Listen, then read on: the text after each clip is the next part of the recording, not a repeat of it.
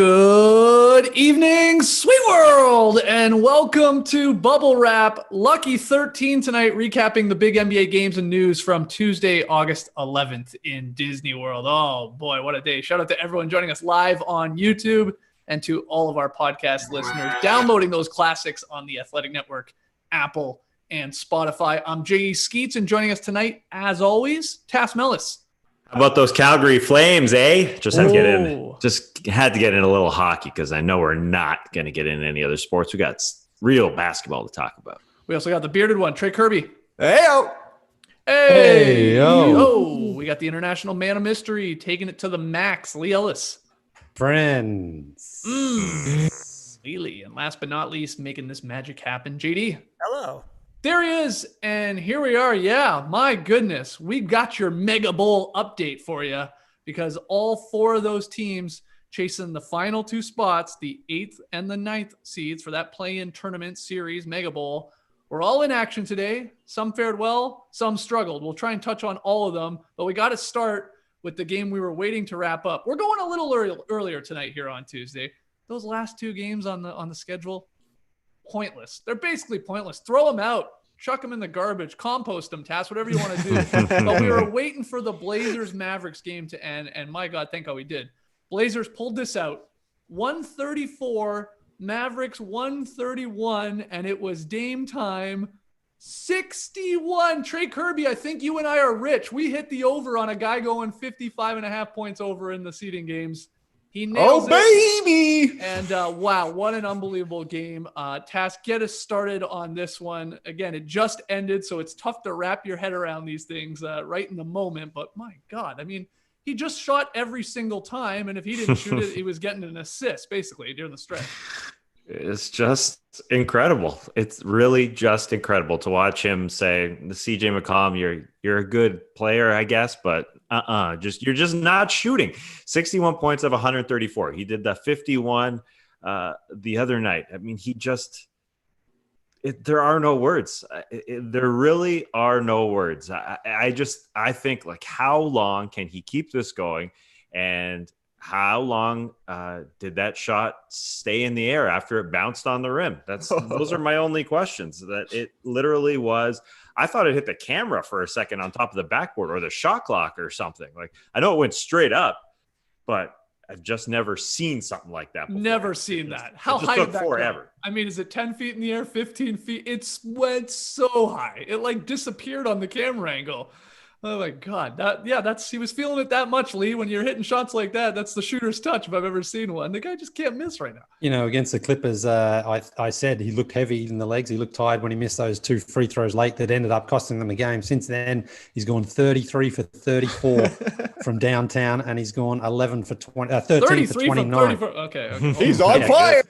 I don't think he shot 33 from 34 from downtown. He's been good, but not that good. Yeah, 33 from 34 free throws and then 13 for 29 threes. But even tonight, he only had 32 field goal attempts for his 61 points. So it's not like he went out there and, put up like a 45 field goal effort. He saw Kristaps Porzingis there who could do nothing. If Kristaps Porzingis was laying off him, he would hit the three. And if he wasn't, he would just go inside and either get to the lane or get a foul called anyway. And CJ McCollum was not there tonight. And Dame, I think, realized that. Even Gary Trent, he's cooled off as well. It's like, basically, this is going to be down to me going to get those points. Melo hit a couple of baskets as well. Yeah. And even Whiteside got them one. But Lillard was just like, I can't really trust anyone else. This has to be me. And then he went out and did it. And a couple of those deep ones. I mean, you talk about the one that bounced high, but he had another couple of deep ones as well. So just an incredible performance, backing up a 51-point night with a 61-point night. And 2 games before that, he had just a 45-point game. So, I mean, yeah, wow. Who is he looking at? He's looking at the stands that aren't the stands. Like, he is turning around. He's done it multiple times at the end of the game when the final buzzer went off. He's looking up at potentially, I don't know if there are players sitting out there, but he's done it multiple times, like towards the camera. And he had a little smack talk tonight. There's somebody there. He's looking at something. It's Paul George. Paul George was there watching. He couldn't believe it. That would make sense. If Paul George was there and TNT didn't show us that he was there, but I don't think they show that side. No, I don't think they show this side at all. I think you're absolutely right. He kept doing it. He did it right at the end. He's just like staring up. I think the guy just has a flair for the dramatic. I think he knows where the cameras are at all times, and he knows that he's on camera in this instance. He just goes for 60 plus, and he is looking at all of us. He is looking at all the other guys. I don't think it's actually a person there, so to speak, as much as it is to the camera. That's my take on it. Cause the guy's in the show business. He's in music. I feel like these guys are looking at the camera all the time. Yeah. There's nothing else in there. It's whipping up and down the court. It's, a little bit closer to their level on the wires. For sure, they're looking at it. But Dame, man, you got to love a guy who is playing in these must-win games. The team looks like they might be losing it in the fourth quarter. And he says, not on my watch. Like, he could have missed those shots. The super high bouncer was still 35 feet, like a ridiculously far shot, even if it's a swish.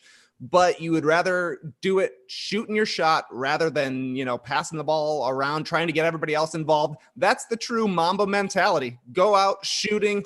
It works out sometimes. 61. Are you kidding me? I screamed on the bounce. Scared Laura. She's like, what? I was like, watch the replay. You'll understand. Unbelievable. Yeah. Man. Yeah. I'm lost for words. It is pretty spectacular here.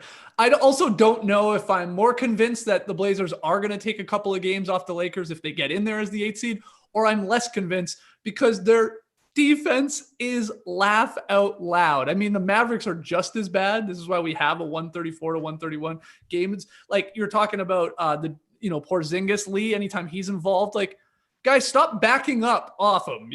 Oh my God, put some pressure on him to do something else. I'm talking about Damian Lillard. Like, we're just giving him all this room, and he's easily going to step into it. But I don't think the Blazers are so bad defensively. It's almost like it's almost like a joke at this point. Watching these games, it's like we're just going to outscore you. Like, we don't care. We'll try and hit 3 for every 2. Maybe we'll let you get at the rim there as a layup or foul you like a dumb foul. Like. There's no pressure defensively.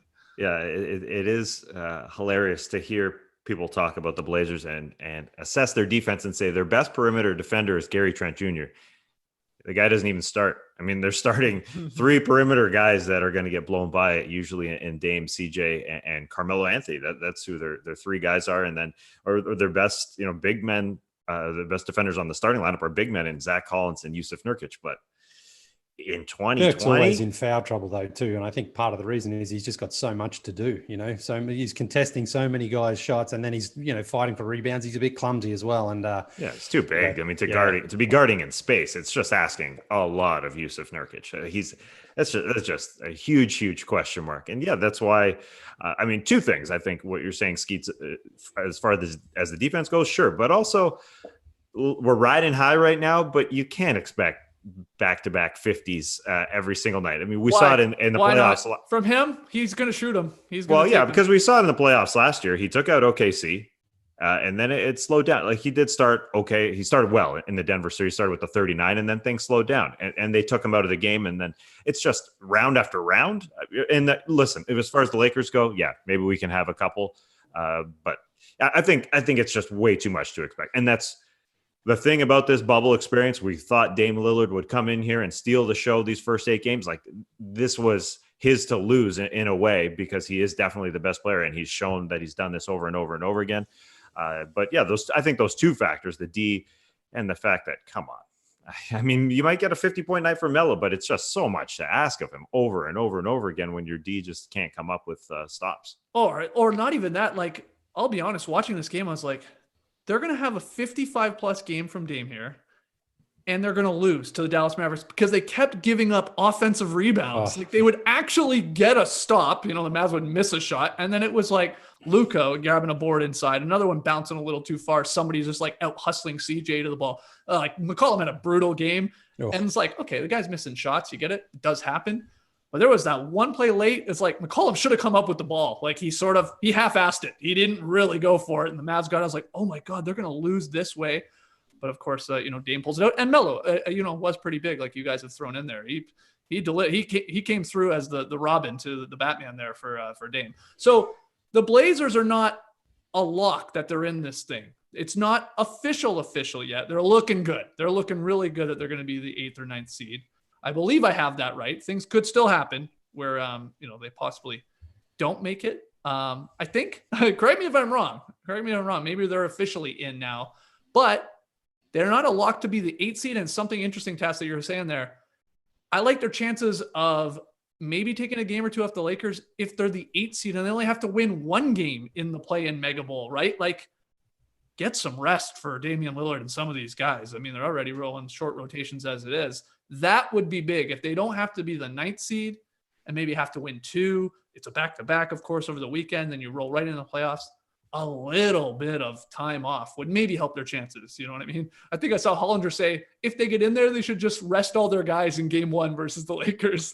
Just give them the day off and just punt away game 1. But so it's a disadvantage for the 1 seed because they have to take the weekend off to wait for the play-in tournament. And it's also a disadvantage for the teams in the play-in tournament. What's going to happen game 1 versus 8?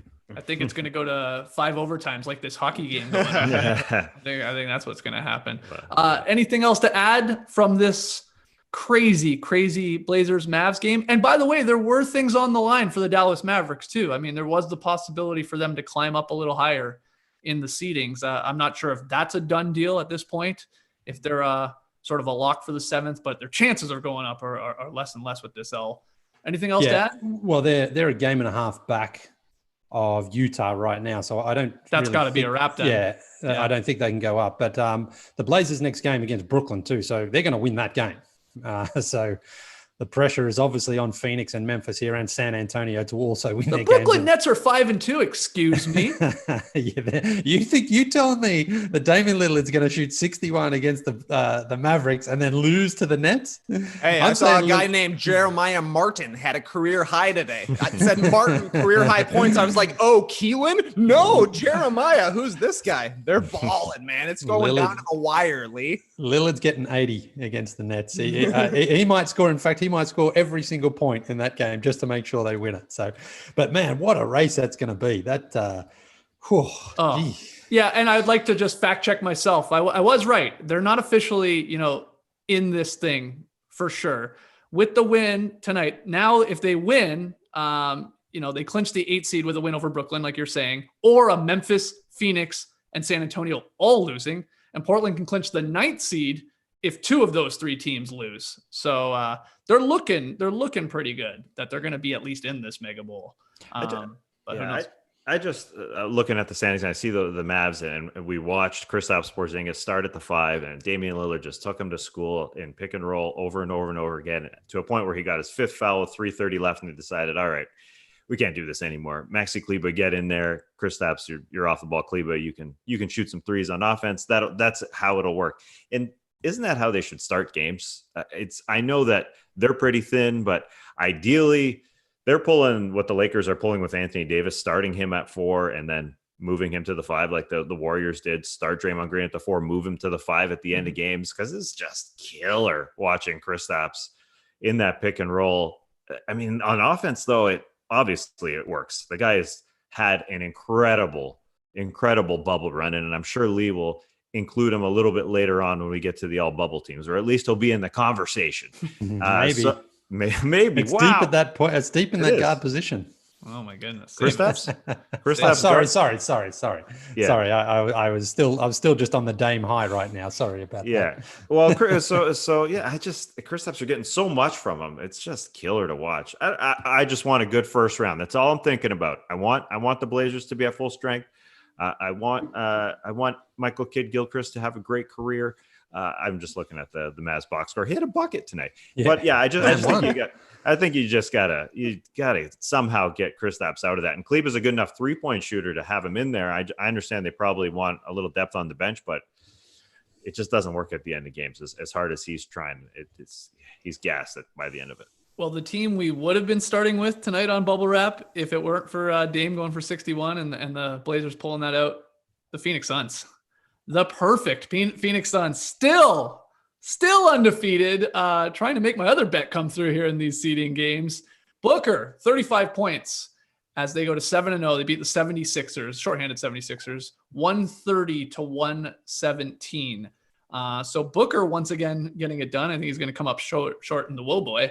But Mikal Bridges, 24. Ricky Rubio, I thought, had an awesome game. 16 and 10. Always fun to be reminded every once in a while just how fun it would be to play with Ricky Rubio, too. And his is like soccer throwing dimes. He's always throwing it with the two hands over his head. He had a couple beauties. But yeah, it's a good, solid win. I don't know what you have to add for this. The Suns are still, of course, very, very much alive, depending on what happens with the Grizzlies. Now, the Suns are out, I think, if the Grizzlies do pick up a W in their final game, which I think is against Milwaukee. So they need some help. But man, the perfect bubble run here, it's happening. I think it's going to happen. I think they're going to go 8-0. It's still, I'm still undecided whether they actually get some luck and get in. In the end, it was a pretty comfortable win here for Phoenix, but it wasn't all that comfortable as the final score says. I mean, Philadelphia kept this one within touching distance for sure, but it's funny with Phoenix because who would have thought 7 games in, you would have gone against Philadelphia and said, well, they should win this game. You know, I mean, obviously Simmons and Embiid weren't there, but still for Phoenix to sort of keep that momentum going, they had to go out there and win. And again, Booker, just a lazy 35 today. You know, he's not doing a whole lot else as far as playmaking and all that for his team, but he's just controlling the game. And this run for him is just great to see. And it's great to watch. And I thought Rubio you mentioned him, he was good. I thought distributing the ball and helping sort of control the pace was great there today. But it was Booker still who took his team to victory here. And yeah, man, I'm going to feel so bad for one of these teams if it's Portland or Phoenix if they don't make it, or Memphis. I mean, not as much Memphis because they've really been bad down here and Jaren Jackson's What about the there, Spurs? I mean, they've played really well. Yeah. I mean, I'm not. You don't feel bad for the Spurs. I'm not going to feel sorry for a team that's made it 22 straight years and Pop's won 5 championships. I mean, hey, they've played well again. You know, no doubt they played well again today against shorthanded Rockets. But the story, the feel good story here is Portland and Phoenix, and one of them's going to go home empty-handed, and it's going to suck for them. Yeah, we might get them still, I guess, playing each other in the MegaBowl. But yeah, You're right. There's only one 1/8 seed last I checked. Though we should just get rid of maybe like the Magic or something in the East and give them this one. But yeah, honestly, Portland and Phoenix could still go home empty-handed, right? Like they've both been inspiring stories so far, and they could just be playing out the string here, trying to see if anything gets mixed up. We end up with the Grizzlies like it seemed like it was going to be in the first place, but. Leigh, you say no playmaking for Booker, 7 assists. Yeah. And Rubio, 10 assists. Dario Saric passing the ball like crazy. He's had a really quality bub. I think it's a nice combination with Mikal Bridges, Saric, Rubio. Bridges is such a good cutter. They find him underneath the basket all the time. So, yeah, only 7 assists for Booker, but he had a huge one late. He had that big-time dunk. And, I mean, he's showing up in the scoring column every single night for these guys, putting the team on his back. They look great. Hopefully they go 8-0, even if they don't make the playoffs. That's a huge accomplishment. Oh yeah. He was, Booker was getting the superstar whistle there in the second quarter too. I don't know how early you guys caught this game.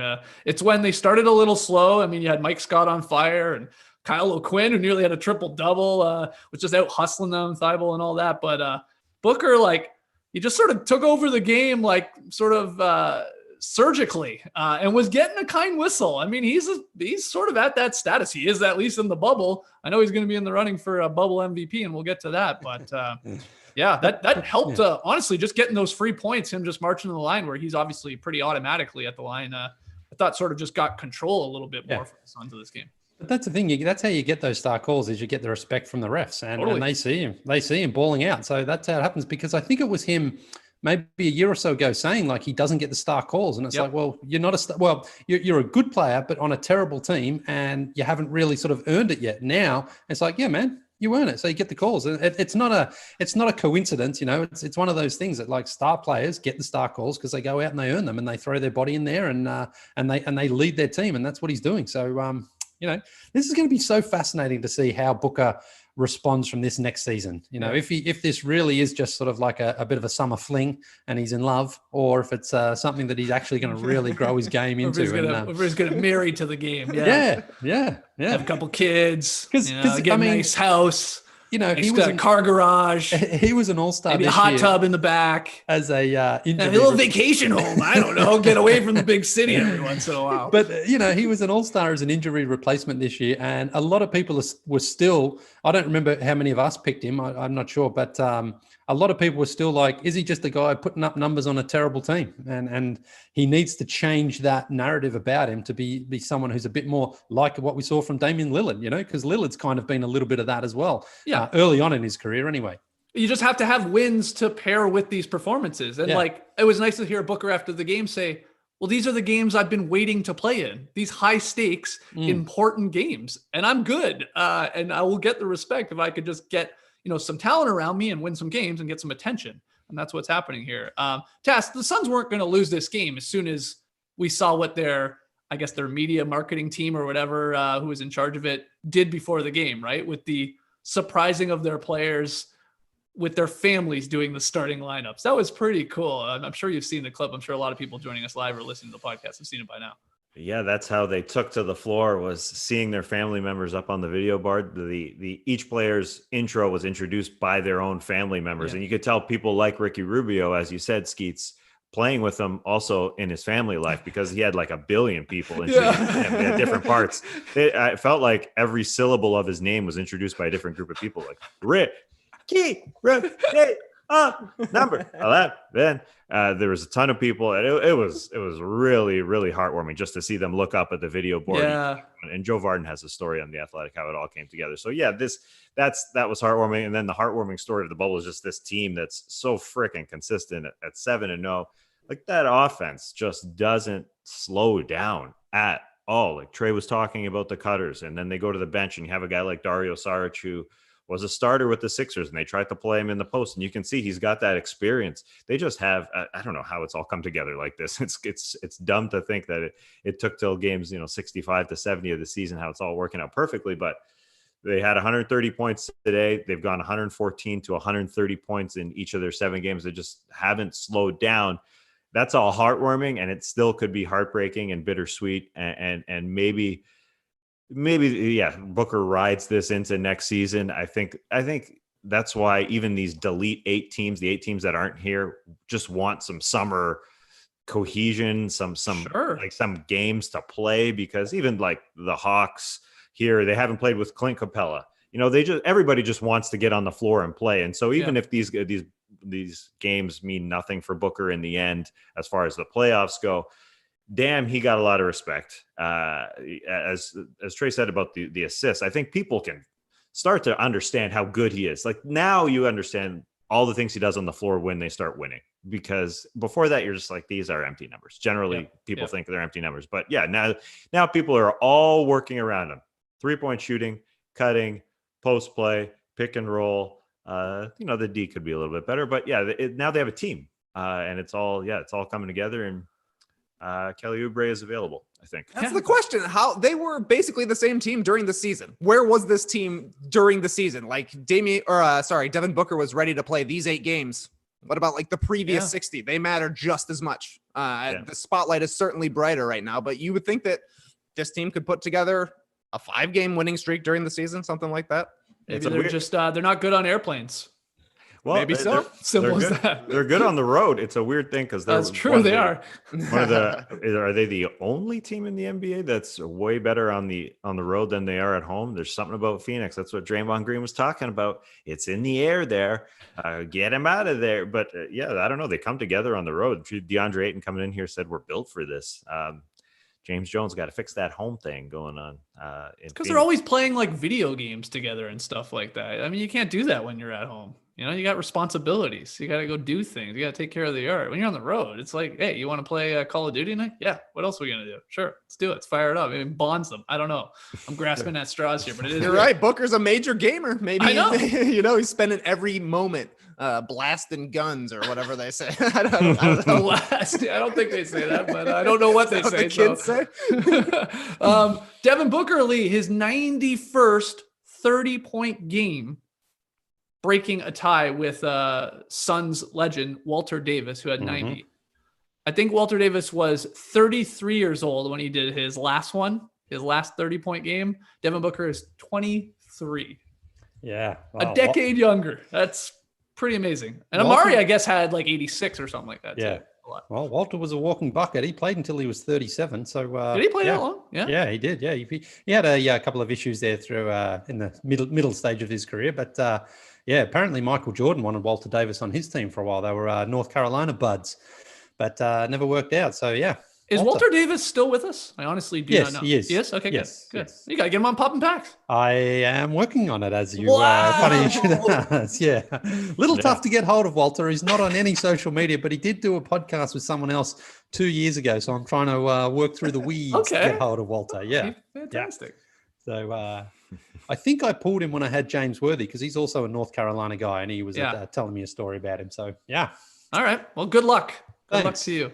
I can't wait to see you try and buy a Walter Davis t-shirt to wear while you're doing that popping back. What are you wearing for the lister right now tonight? You're wearing like a 2014 All-Star Game jersey or something? That's a classic E-Dog right there. It's an E-Dog. It's got E-Dog on the back. Did you see our friend Mike Kaplan? Did he give that to you? Is that... No, man. I'm just pulling them all out. I'm trying to have some fun on these late night shows. I'm wearing my own outfit. So it looks so much like a soccer kit. Like these were horrible jerseys. If you don't know, like what year? What year was this? 2014? Is that right? That was our first year. Yeah, our first year. Yeah, New Orleans. Yeah. Remember when the sleeves were the thing for a couple of years there? And, LeBron would basically almost rip them off before every game, or he gets an arm under there. Yep. Are you wearing matching shorts for tonight?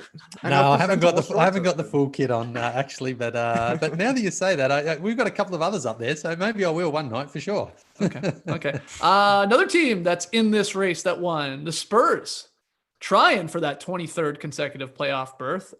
They picked up the win over the Rockets. You said that there, Leigh. They've won 3 straight, 5 out of their last 7. Keldon Johnson, career high 24 points, 11 boards. Derek White returned, so that is good news for the Spurs. He played, I think, like 25 minutes. Didn't have the greatest game, but here they are. They're in it. They're not done. They're going to need some help, but they're right there. Obviously the schedule was kind to them with the Rockets sitting James Harden, a couple other guys, but still, you had to go out and get the W. And I will say, Rudy Gay. I mean, is this the best we've seen Rudy Gay since like way back in the Memphis days? He looks, I don't know, like found the fountain of youth or something. He just reminds me of older Rudy Gay in his this bubble run with the Spurs. Am I crazy?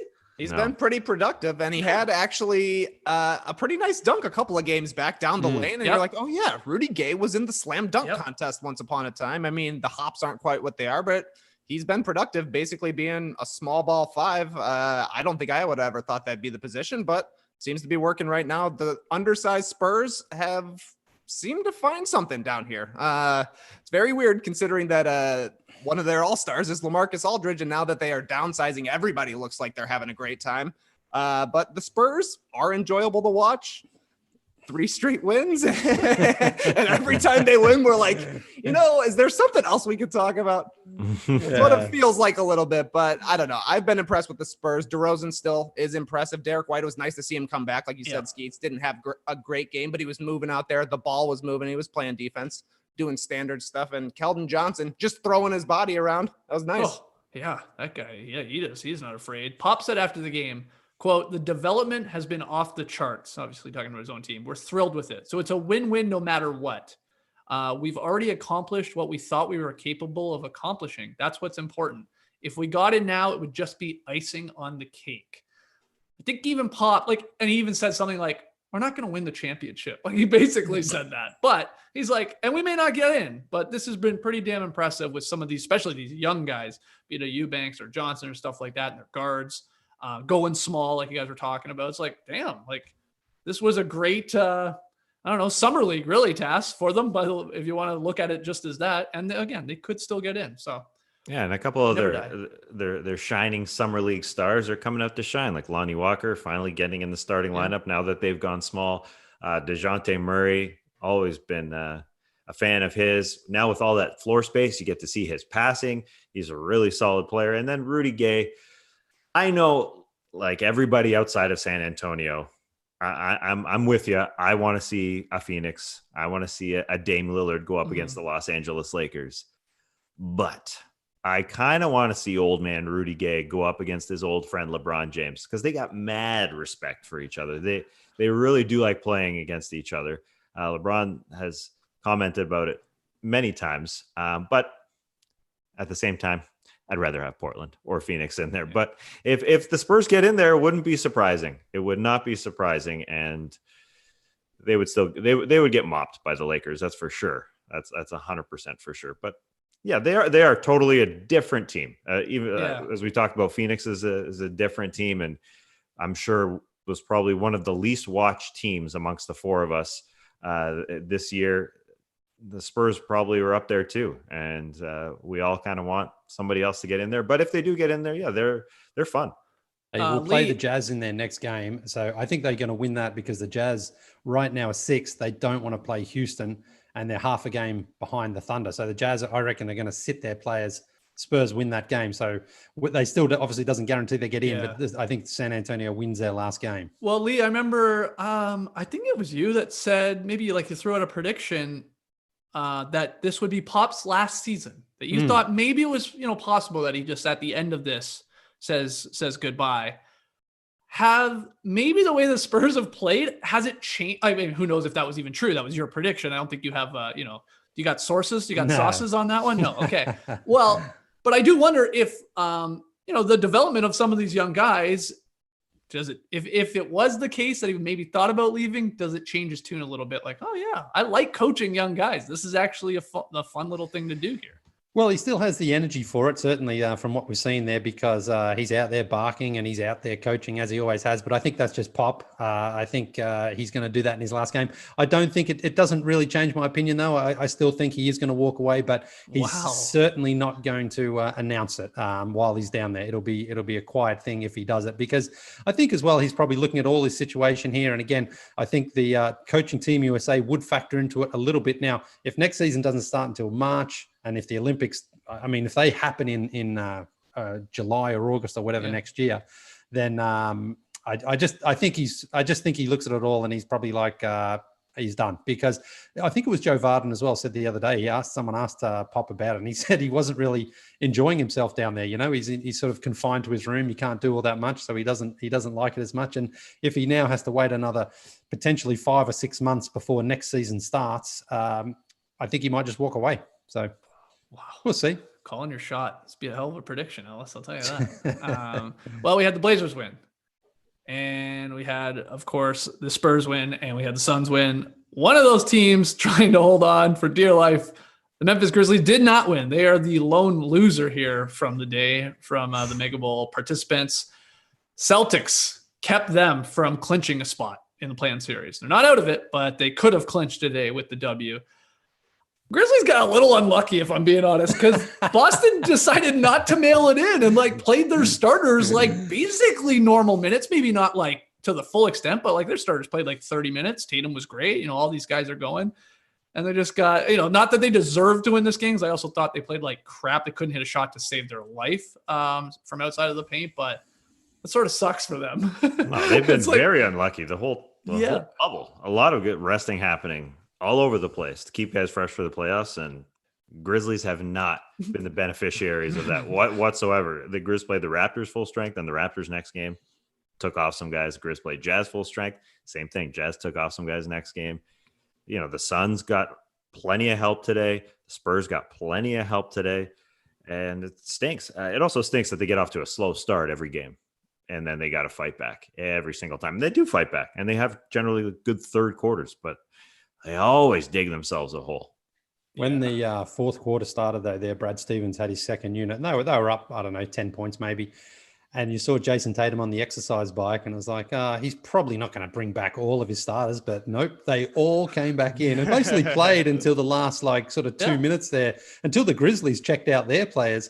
That's when Brad Stevens checked out his. But he has said, though, that he didn't feel his team was sort of playing to the level that he wanted. So he wanted to use these games as reps. And especially, I think, Kemba Walker as well, who's coming off an injury. So I think Kemba Walker looks incredible.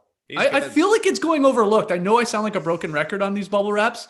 Every game, he looks really damn good to me. His balance is spot on. He's got great height on his jumper right now. He looks healthy. He looks ready to go. This Celtics team with a Kemba like that coming off high pick and rolls, I think is very dangerous, especially as a Raptors fan. I'm he just takes them to the next level, in my opinion.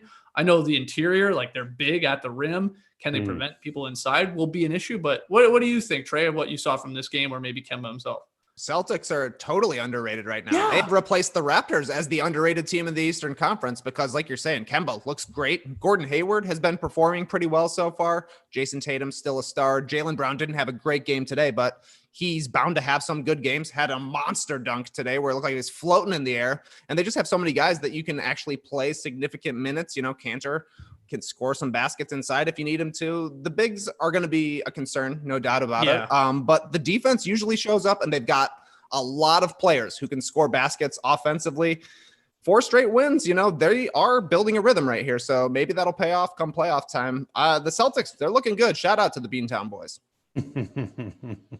I'll say too, John Morant tried his ass off in this game today. He did. I mean, he went and took like a 3-minute break in the second quarter, and the Celtics ripped off like an 11-0 run.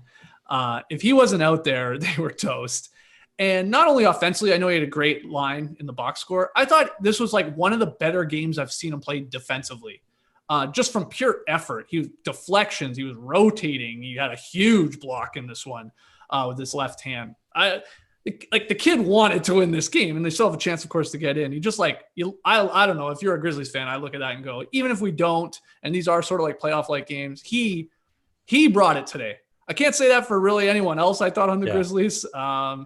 It was rough. Nobody could hit a shot. But I thought he was just trying to will his team to get back into this game because they can never get over a hump. They'd always like sort of chip away. And then Grayson Allen would have a wide open look at 3 and he would clank it. It went right back to him. He clanked it again. It's like, ooh, that could have been like a 6-point game or something. But it just always felt like it was 10 or 11. And, kudos to the Celtics for that. But I thought he put up a valiant effort, Leigh.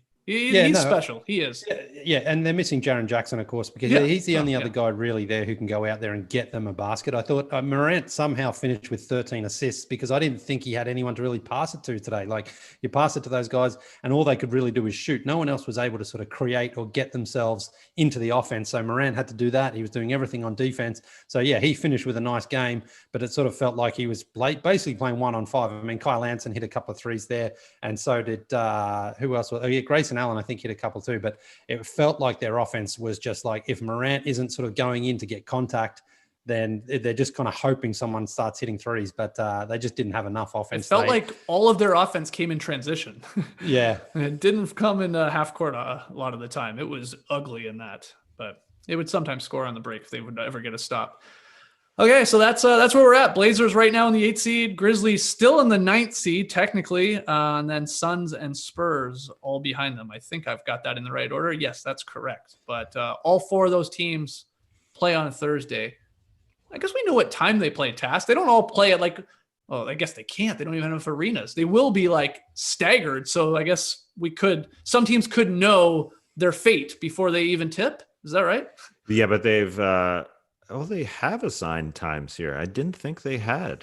Yeah, so right. Yeah, the Milwaukee and Memphis play at 4 p.m. Okay. Dallas and Phoenix play at 4 p.m. Okay, that's good. Yeah, so they're not messing around there. And then the Spurs, they could know their fate at 6:30. Yeah. Okay. And then the Blazers are at 9. There's too many games. There's just too many games to really wrap your head around this. It's wild to think the Grizzlies coming in. I just thought there was absolutely no chance that they would lose their spot. They had to have 2 teams behind them go 7-1 while they went 3-5. But they got worse. They've got worse. Yeah. It's we just didn't expect. The injuries obviously hurt. Excuses. They also didn't get the benefit of guys being injured on the other sides. But you expected something from Dillon Brooks. Dillon Brooks is, to me, we watched this team on offense, and there's just no real hope. Dillon Brooks is trying to create. He's got this sort of in between game where he's doing the flicks and a bit of the dinkers and dumpers inside, or he's trying to fire from the outside. He just needs to be stationary. He needs to be more of a catch and shoot guy for them to be effective. I thought that he'd have a little bit more on the bag off the dribble, but it's been a little disappointing from his standpoint. Heartbreaker for them, especially all those teams below them, sub 500 records. How are they pulling this off? Yeah. Suns 7-0, Spurs 5-2, Blazers, of course, 5-2, and Grizzlies are 1-6 right now. Oh, that Blazers loss to the Clippers, man. That one could just be massive for them now. Really, yeah. When you think about what the Clippers did to basically give that game to Portland, now everything hindsight, maybe they don't play as hard in these one of the other games, but man, that one could be the one that just slipped away from them when it was there for the taking. Just a couple more things quickly from the Celtics Grizzlies game. One, Time Lord Holy crap, that guy was blocking everything in this game. A lot of it, like jump shots. Guys trying to fade away. I know Brooks got caught once, like going for a fadeaway. He still blocked it. The wingspan is unreal on him. And did you guys see, happened twice in this game, flagrant fouls called on a defensive player undercutting, stepping under the jump shooter. Jonas Valanciunas did it to Tatum on a jump shot. I'm talking like the Zaza Pachulia like thing on Leonard. Correctly called, in my opinion, for a flagrant one. And then it happened later with Cantor. I think it was on Clark. Not a three-pointer, but it was a jumper. Hadn't seen that in a long time. Forgot people did that. And I think both were the right calls. You got to let the guy come down. You're shaking your head a bit, Leigh. Well, I thought Cantor was a little bit unlucky because he closed out. He's a big guy. I didn't feel that he sort of stuck his foot underneath. I think it was just his momentum. So it's a tough one. I mean, you want to discourage people from doing it, of course, but I mean, if you're closing out without jumping, sometimes it's a very, very fine line. It is. But no one was sort of too upset. I think everyone kind of accepted that because certainly because it happened in the first half as well. So. But that's going to be a very, very tough call, I think, to get right all the time because, it's just, like I say, you're a big guy, you're putting your hand up, you're contesting the shot, you've got your body sort of carries you sort of towards that player, especially if he's moving Shooters forward. going towards the hoop. Yeah, that's what I mean. Yeah. But I will say in both of these instances, it wasn't the embellishing from the offensive player where they were jumping super far ahead. You're right, Trey. Usually that can be a problem, but they were straight up and down, both guys. I mean, Tatum and Clark. And the big guy got under them. I mean, they're big, clumsy dudes. Like, big fools. It's like Zaza Pachulia. Yeah, I mean, it is the truth. They're trying to close out on a shooter, and they're like, too close, and don't have the ability to sort of move out of the way. But anyway, they got the calls right in my opinion. Jason Tatum did travel a long distance, but it's always the defender's fault. I mean, Jonas Valanciunas put those size 19s. Basically on the 3-point line, and that's where Jason Tatum landed. Yeah. I mean, if that's not a hostile act, I don't know what is. And did we have a hostile act today? I felt like I wasn't fully tuned in, but I heard the broadcaster say, that's a tough punishment. So I felt like a hostile act was called for the first time in bubble history. Where this hostile act language came from, I do not know. Oh, it must have been, what's his name? Who's the new guy? Took over for Borgia? Jason Phillips? Phillips, yeah. Phillips came in first day, so we're not calling it, whatever it was, flagrant, so we're calling it hostile acts. I was like, why? It's like, that's my rules. That's what we're doing from now. But that was a flagrant one, right? It's a flagrant one, too, in the ball. Yeah, I think hostile act is something else. I don't know. Well, what do you mean? This new Phillips era. Have you not heard? I thought it was just terminology they were for some reason using. But it's the same thing as sort of like a flagrant, I guess. Yeah, that's what that was what I was under the impression of. But maybe. All right, lots more still to address here on tonight's bubble wrap. But before we do, a quick word from our sponsors. August 11 today, which means 1 week until my wedding anniversary, number 13. Wow. Which means I've got a week to get myself in gear, get myself cleaned up for some loving. I don't know, actually, it's been a little bit tough to get some loving in lately with these late nights.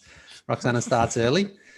But you know what? I'm going to have to make the effort just in case I get the tap on the shoulder next week. And thanks to Manscaped, I'll be looking fresh and smooth because they have forever changed the grooming game with their perfect package 3.0 for my perfect package. Not so perfect anymore, but maybe back in the day. This is the best trimmer on the market. This is the best. We're going to have to see a TBT, mate. This is the best trimmer on the market for those of you that need a chest shave. Okay. It's a 3rd generation trimmer. Features skin-safe technology to reduce manscaping accidents. Has anyone ever had an accident with a trimmer on their body? No. Oh yeah. You have? Mm-hmm. What? Nicked yourself? Oh yes. Bloody. Really? Whereabouts? He lost it completely. The pack. Yeah. I can't talk about this. You're gonna have to disconnect from this. John Babbitt? Wait, was that his name? We know Tass has got Tass with the Greek bloodline, so he's been shaving since he's 12. I'm sure that chest. So you've had plenty. Hey, of you're practice. the one who said it was going to take you a week to get cleaned up. Yeah, well, I've got those arms. Yeah, we see that the arms neck. are fine. The arms are fine. Yeah, it's more just south of the border. Because Your wife's from Peru. She should like that. That's right. Southern Hemisphere. That's right. I've got to keep it clean. Also, inside the perfect package, you'll also find the Manscaped Crop Preserver. This is a good one, guys. It's an anti-chafing ball deodorant and moisturizer, because we know how powerful chafing can be when you're wearing your bathing suit all day. Now, I won't be wearing my bathing suit because I don't have one. I just wear whatever I'm wearing during the day, but I'll have to have a shower and clean myself up, and I want to be smelling fresh. So that's where Manscaped is going to come in. Sweet. Now, hey, listen, that's not. Man. Yeah, I know. Hey, but this is not just about me. This has got something in it for everyone out there, because for a limited time, subscribers get not one, but 2 free gifts. The Alexi Shved travel bag, a $39 value, and the patented high-performance reduced chafing Manscaped boxer briefs, which you know I will be wearing those ones because they'll keep everything nice and packaged for me. Oh, do you plan on going fishing soon and wear Crocs? Those are the underwear to wear. No, it's a high risk. In the lake. It's a high risk endeavor, I think, there with Trey. I want to make sure I want to see him have a few more successful trips out there, pulling in the fish, but staying out of the water. Then I'll go with him one day. Mm-hmm. Anyway, get 20% off and free shipping with the code TheAthletic20 at manscaped.com. That's 20% off and free shipping with the code TheAthletic20 at manscaped.com. That's 20% off with free shipping at manscaped.com and use code TheAthletic20, probably. And for a limited time, subscribers get not 1, but 2 free gifts. As I said, the Shed travel bag, $39 value, and the patented high-performance anti-chafing Manscaped boxer briefs. Go to manscaped.com today and use code TheAthletic20. Something. Probably. Try it. You know what? Try it. If it doesn't work, yeah, we'll be back with a new code for you. And I'll give you a report next Wednesday. What's today? Hang on, Tuesday. Yeah, so next, yeah. I'll give you a report. Your next wedding Tuesday. anniversary is what day? August the 18th. Lucky 18th. 13. Oh, yeah. All right. Good luck. Can't wait for that report. If you've been listening to this podcast over the last couple of weeks, then you know just how big of baseball fans we are. Talking baseball, that's sort of our thing, okay? Hitting, catching, making all the plays happen, the smell of that green grass, the sweet crack of the bat. Man, it's good to be back watching baseball. And I think we can all agree, gentlemen, when you're watching America's pastime, the only beverage receptacle worth a damn is a barrel of a baseball bat turned into a 12-ounce mug. Am I right? Mm-hmm. Hell yeah. Mugs. Dugout mugs are licensed by the MLB, so you can have your favorite team laser engraved onto a birchwood baseball bat barrel mug. We love throwing out baseball names. Throw out a name, add a team. Delino DeShields, Expos. Chuck Knobloch, Twins. Julio Franco, Rangers. Tom Hankey, Blue Jays. Mike Stout, Mike Trout, Angels in the outfield. This really is a unique gift for any baseball fan. I just bought all 4 of you guys one of these because I know you love watching the diamond. Didn't know what to say there. I think that's what they say. Hey, you want to watch the diamond tonight? Yeah. Let's do it. Yeah. Go to watching dugoutmugs.com. Go to dugoutmugs.com/theathletic and use the promo code MLB30 for 30% off your first purchase. That's dugoutmugs.com/theathletic. And the code is MLB30. I'm quite sure about that code. I did my homework. Baseball is back. Judgy sock and dingers. Get your very own dugout mug today. Yeah. Jays took care of the Marlins today. 10 innings. Got that base runner rule in extra innings. Gotta love it. Throw a guy on second. Bichette going yard in Buffalo. Am I right? Woo! They made Buffalo feel like home. Any update quickly on Judgy there, Leigh? Yeah, he socked another dinger this afternoon. That game's actually still going against the Braves. He hit one, but he's out of the game right now, I think, because in the box score here it says, where is it here? It says he's Mike Tauchman is in underneath him. So I guess that means Judgy's out. But yeah, 2 at bats, a run, a homer, a ribby, and a walk. So Oh man, yeah, he's back. He is back. All right. Well, we got to get you a Huge, Dugout huge. mug. You're going to Yeah. love the Dugout Oh, mug I I am. sent you. Yeah. All right. The NBA announced today that it will name the Kia NBA All Seeding Games team and the Kia NBA Player of the Seeding Games to honor top performers for these games played from July 30th to August 14th. The seeding games during the 2019-20 season restart down there in Walt Disney World. The Bubble Awards is what they should be called. We all know that. They're going to be determined by media/broadcasters who are covering the restart, people that are there, so we don't get a vote. WTF.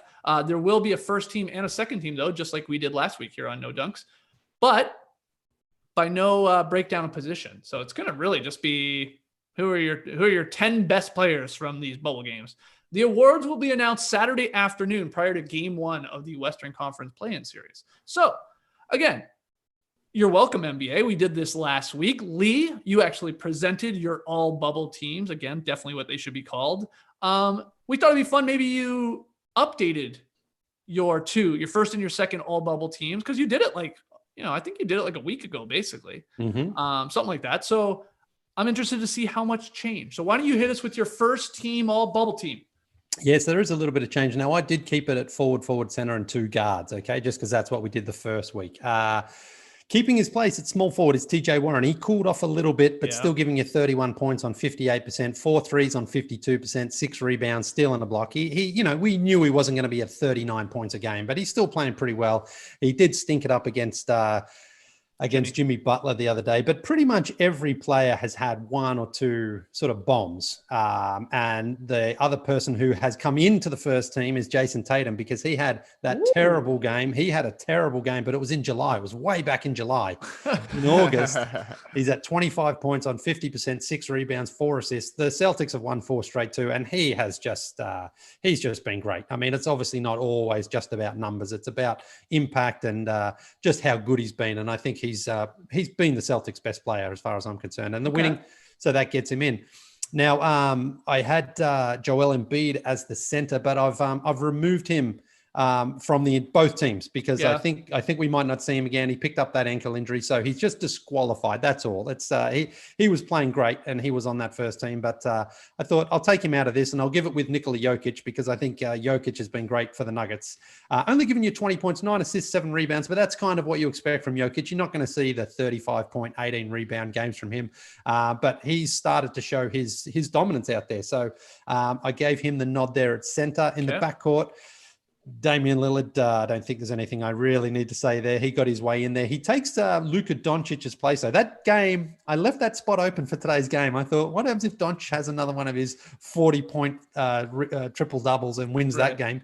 But Lillard going for 60. I mean, he's in. And I'm sticking with Devin Booker. A couple of reasons. Booker's been great, and the Suns, of course, unbeaten. And he's still giving you 30 points on 50% shooting.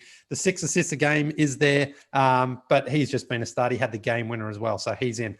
And now on the second team. Okay, so just to recap, that was Dame, Booker, TJ Warren, Tatum, and then the Joker. Okay. Yes. Second team.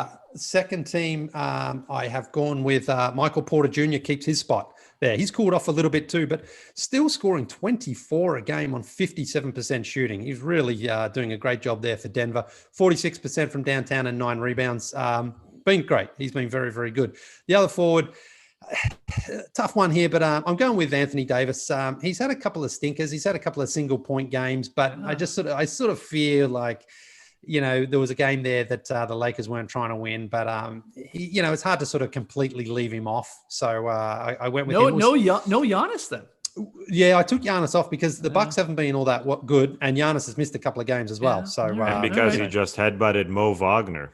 Did he? Yes, so he did. He was ejected for a game. That's why everybody here in the chat is calling him Zinedine. Holy. It was a little aggressive with Mo Wagner. Wow. He won't miss the playoffs, very unlikely, but he could miss their last game. Wow. He's had a bit of a temper down there, Giannis too. He wanted to fight someone. I can't remember who it was in the early games there. But the Bucks just haven't been all that convincing. I'm not too concerned about them, but Giannis, we know what he's like. But I think just for this exercise, I'm going to go with Anthony Davis. And in the center, I'm going to stay with Yusuf Nurkic. There's a couple of Brook Lopez has been okay. Marcus Gasol's been okay. No one's Porzingis. Yeah, Porzingis. I mean, forward center. Sure. I don't know. But I just sort of feel no one really took that off Nurkic. I've just been inspired by the way he's been playing. He's cooled off as well, but I keep him in there. And then in the backcourt, Doncic, he keeps his spot there as the guard in the second team. And that last guard spot, James Harden. He keeps his spot as well.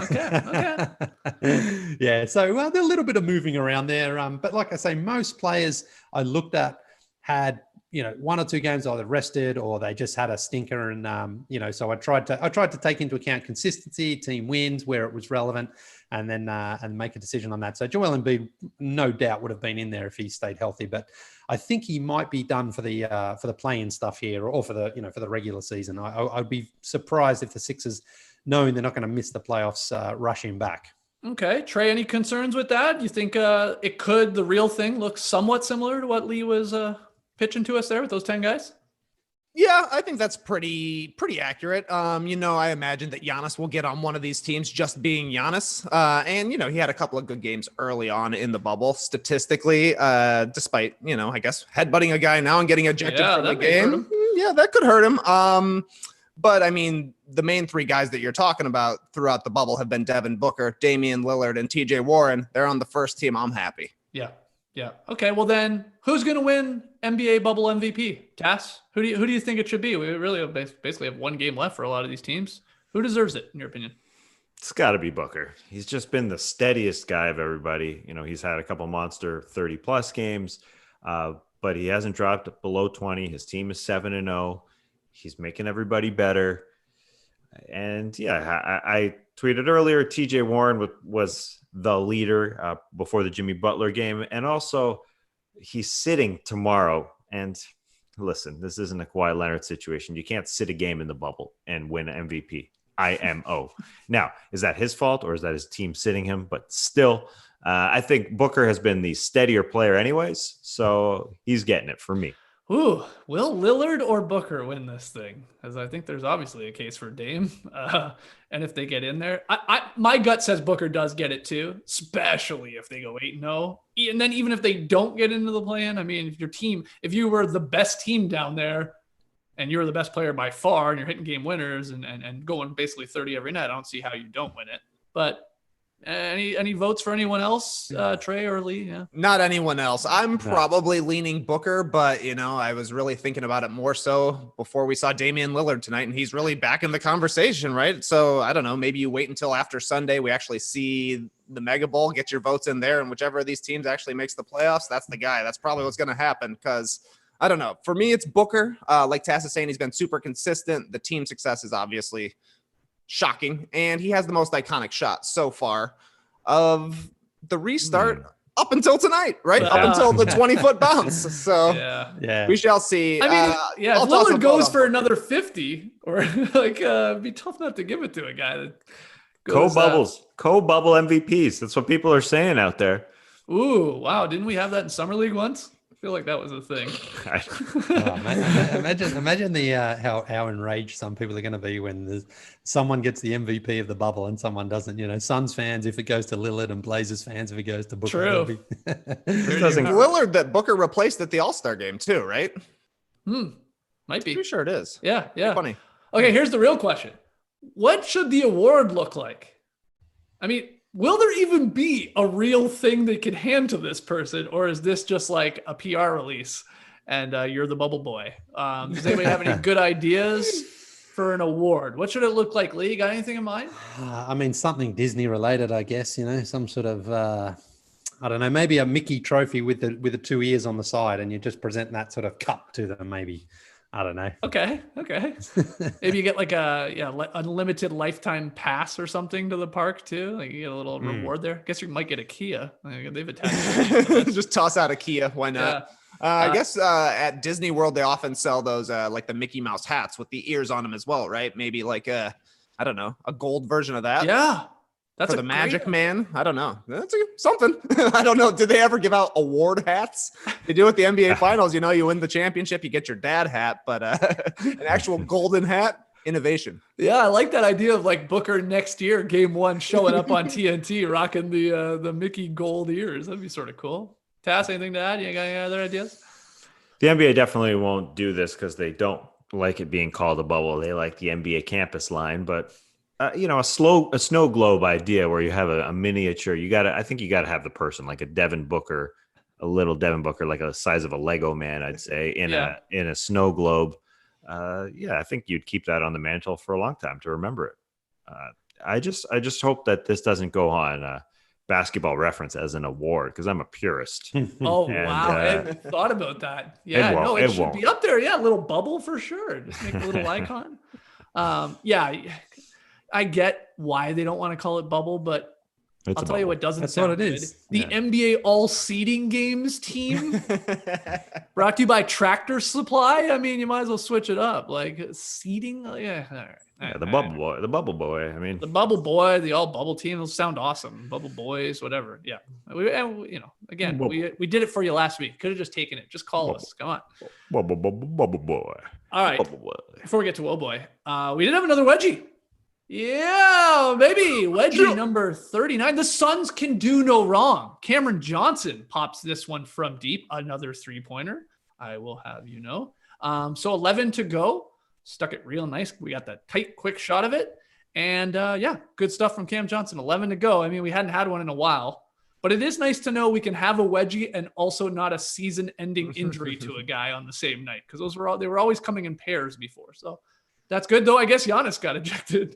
That was the bad news from the good news from the wedgie. So good stuff. 11 to go. Got a lot of playoff games. Don't you worry. We can get there. Little boy, honorable mentions to, Booker. I don't even know what's going on in these other games. I guess Giannis ain't winning it. But I'm just going to go ahead and give it to Damian Lillard, at least here on the podcast. Keep an eye on our Instagram stories to see if I change it from these last 2 games that we're podcasting before they wrap up. Jahlil Okafor already has 16 points, Skeets. You might want to wait on this one.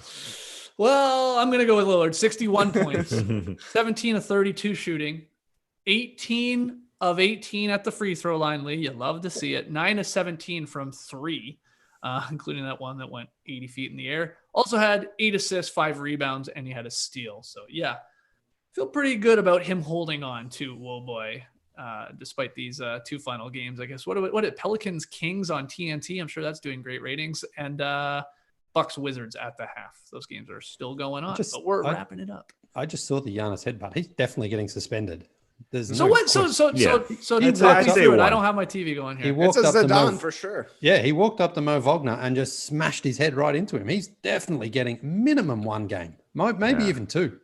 Smashed is a strong word. It's deliberate. It was deliberate. Yeah, I think he gets 1 game, but they still have a game left. Yeah. There are a lot of people in the chat asking me, saying, "Is that a common Greek greeting?" Just to throw it.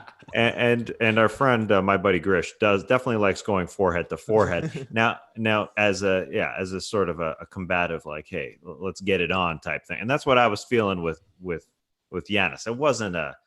It wasn't I'm breaking your chesticles like Zinedine Zidane. I mean, I just watched it again. I'm saying he's getting 2 games for that, man. That's crazy. Like it's not crazy. Then it's got to be more than 2. Hold on, give me a little context too. What happened? Did Mo Wagner foul him hard or what? I haven't seen that. All I've seen is ESPN put up a clip and you see Giannis walking up to Wagner and just rams his head into him right in front of Coach Budenholzer too. Like it looks like Wagner was tried to take a charge and got called for a charge. I think Wagner plays rough. I think he's just pissing Giannis off in general. And it wasn't one play, I don't think. And so he was just going for a nice little chat. But sometimes you see that after they get tangled up and they're right with each other. From this clip that I saw from ESPN, Giannis is walking up to him. Like they're not. It's like maybe they got separated or whatever. And oh man, all right. Well, Leigh says Giannis is out for the rest of the season here. They're going to 2 send him games. home. I'm saying 2 games for sure. For that. Okay, 2 games. Task you. So that would be a playoff game. Yeah, for sure. I think he. Oh man, I think he's definitely getting 2 games for that. Yeah, give me one. Give me one. He's resting. He's FaceTiming with Liam. during the next Bucks game. See, JD, this is why we gotta wait for the final games to end, man. No. Oh, God, man. This happens. This is what happens. I mean, I don't even know what these guys are talking about right now. I haven't even seen this clip, man. You don't need a TV to see it, Skeets. Yeah, Google it, They dog. put up on the internet. I actually like to look at you guys when we're doing this. You guys just look at the computer the whole time. Leigh reads a box score the entire time I'm talking on this thing. I like to actually look you in the eyes like a real person, man. I don't know. You guys did a great job of breaking it down. I will say he gets one game without actually seeing it. It's You're Giannis. right. It's the superstar player, man. As long as Wagner isn't like seriously injured or concussed or something like that. He's got a big old head. Hey, shout out to my buddy Grish. It's his birthday today. Maybe that's what Giannis was doing. He's like, it's my buddy Grish's birthday. It's Laura Kirby's birthday as well. So shout out and happy birthday to Laura. Oh, yeah. What a People day. were asking what the tape on my wall is for. You'll never guess. You'll never guess at this point. All right, Leigh, do you have a different tweet of the night, or is it Giannis headbutting Mo Wagner? What do you No, think? I've got a little one here from two actually from Fred Katz, our friend Fast Freddy Katz, who had a quote here from Scott Brooks. Said after being away from his family for 2 months, reminds him of when his now wife broke up with him for a few months in high school. And I said, oh, wow. Have you got any more for that there, Freddie? That sounds like could be a good tweet. And he says, here's the full quote. I haven't seen my wife or kids in 2 months. She kind of said it reminded her of when she broke up with me in high school for a couple of months. I was begging for her to come back, and she finally did, 30-something years later. Really nice. Beautiful. Nice. All right. Pick 'em results from Tuesday. It was the Celtics Grizzlies game. Celtics were favored by 4.5. Easy win, easy cover.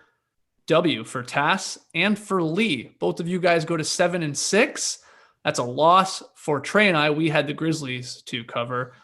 I'm 7-6. Trey, now you're suddenly in last. Again, this is basically the no dunks version of this play-in race of our own Mega Bowl here. So Trey's in last. Everybody else is 7-6, but Trey's only one game behind. Tass, do you have a game? Do we have the lines even? We're doing this so early for Wednesday. What are we going with?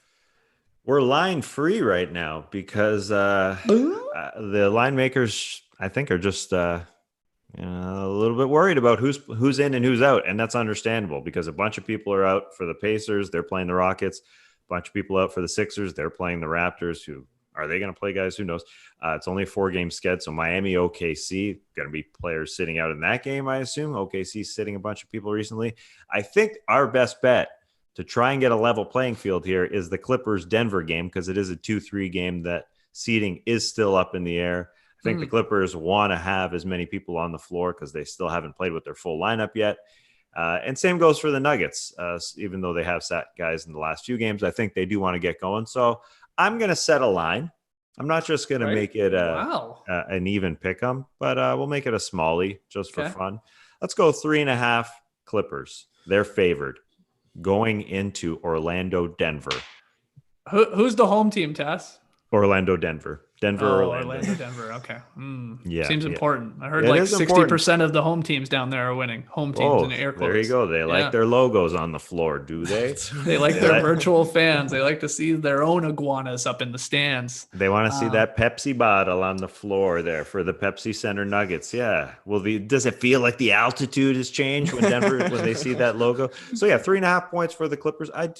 And yes, the second seed is not technically on the line for this game, but if Denver wins their last two and the Clippers lose their last two, right, then they swap spots 2-3. Yeah, but they're playing each other anyway, aren't they? In the second round, you mean? What do you mean? Round. Yeah, you've got them going through already, eh? Wow. Yeah.